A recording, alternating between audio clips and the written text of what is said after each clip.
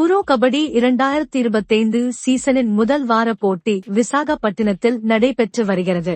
நேற்று நடைபெற்ற முதல் போட்டியில் தபாங் டெல்லி கே, பெங்களூரு பூல்ஸ் அணிகள் மோதின. இதில் தபாங் டெல்லி கே 41-34 என்ற கணக்கில் வெற்றி பெற்றது. தபாங் டெல்லி அணியின் கேப்டன் அஷு மாலிக் 15 புள்ளிகள் பெற்றார்.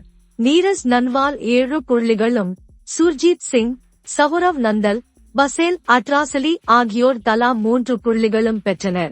பெங்களூரு பூல்ஸ் அணி சார்பில் அலிரேசா மிர்சியான் 10 புள்ளிகளும், கணேசா 4 புள்ளிகளும் பெற்றனர்.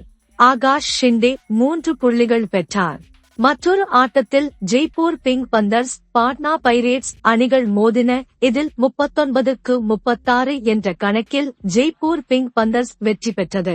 இந்த ஆட்டத்தில் ஜெய்ப்பூர் அணி சார்பாக நிதின்குமார் 13 புள்ளிகளும், அலி சொருபதரேஷ் 8 புள்ளிகளும் பெற்றனர். பாட்னா பைரேட்ஸ் சார்பாக அந்த அணியின் மைட்டி மணிந்தர் 15 புள்ளிகளும், சுதாகர் 9 புள்ளிகளும் பெற்றனர்.